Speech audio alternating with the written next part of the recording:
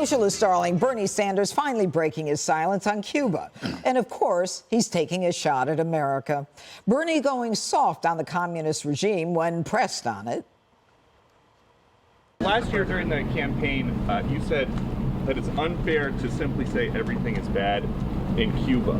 Do you still share that sentiment now that the people there seem to be? Well, I support throughout Latin America and in Cuba and every place else the right of people to protest for a decent economy and for political freedom.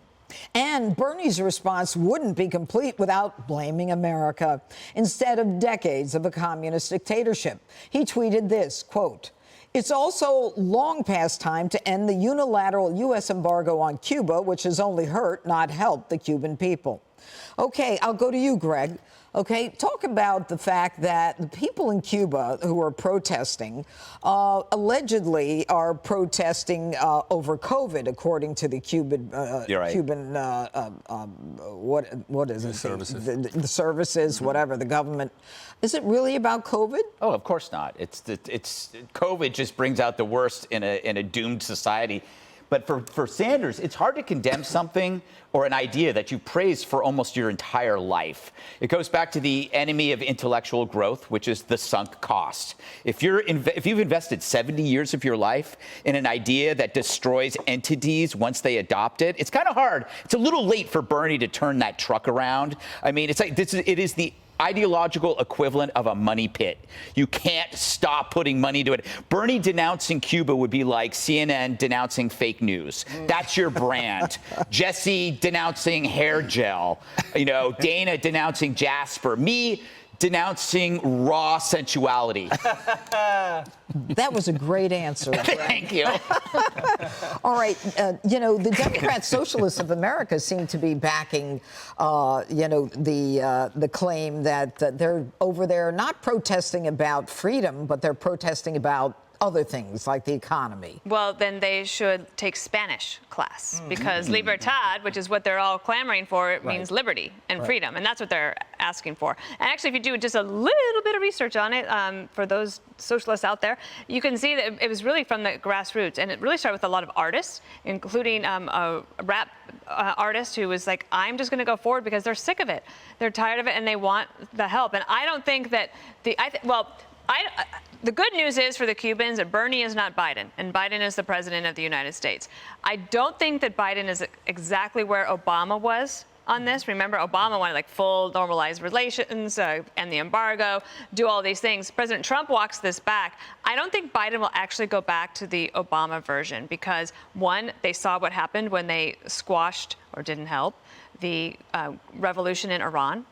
And they don't want that to happen here in Cuba. You can't do that to people there. The discouraging thing is that the internet has been shut down and communication has all kind of stopped there. So if there's anyone out there that has the technology that would allow these people to be able to communicate with each other, it's good. The other bad news is apparently a lot of these dissidents that were jailed are being treated terribly.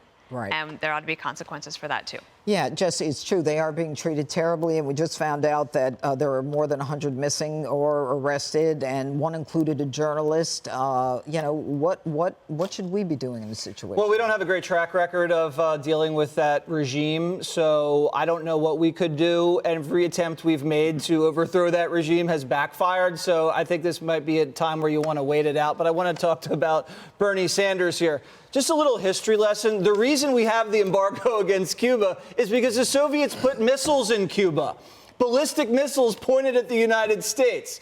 They're 90 miles off the shore of Key West. You just think that's okay? Let's just drop the embargo, and all of the enemies of America just send missiles to Cuba and point it at Washington, D.C. That's why Bernie Sanders is dangerously stupid. Does Bernie really believe that communism would work if we just dropped the embargo? No, the regime is just going to pilfer all the stuff, and they're going to basically use patronage to set up a permanent and never-ending authoritarian regime. Here's what Bernie, and this is to Greg's point here, here's what Bernie is saying. He never actually addresses the fact that people in these communist countries hate it. They're suffering. He never talks about that. He always talks about theoretical communism and theoretical socialism, and that's because he's arrogant. And he believes that communism or socialism would work in this country, and the people would like it if just Bernie Sanders could administer it. And that's the fallacy. Yeah, and he actually said it was working in Venezuela until it wasn't. Then he had to take it off his Senate website. But what about the Squad? Squad's kind of quiet on this one. I can't speak for him. I don't know why. I have not been. President Biden has not been. I agree with everything that's been said, and there's no excuse. You have a decaying, corrupt and communist regime 90 miles off our shore. I think at some level we ought to step back and even ponder that question a bit. But anybody in their right mind can't support what's happening there and has to be supportive of these protesters. To Jesse's point, it may take, this could be one of those tipping point moments where the people decide they want this. And I think we'd have to decide how we want to be helpful if we could, and if we could be constructive in helping.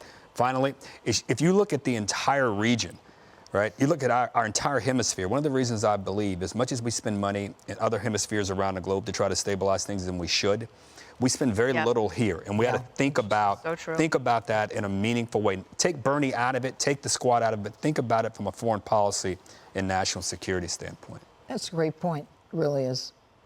Thank you. You're welcome. I don't know about you, but I'm getting really hot in here. Hey, Sean Hannity here. Hey, click here to subscribe to Fox News YouTube page and catch our hottest interviews and most compelling analysis. You will not get it anywhere else.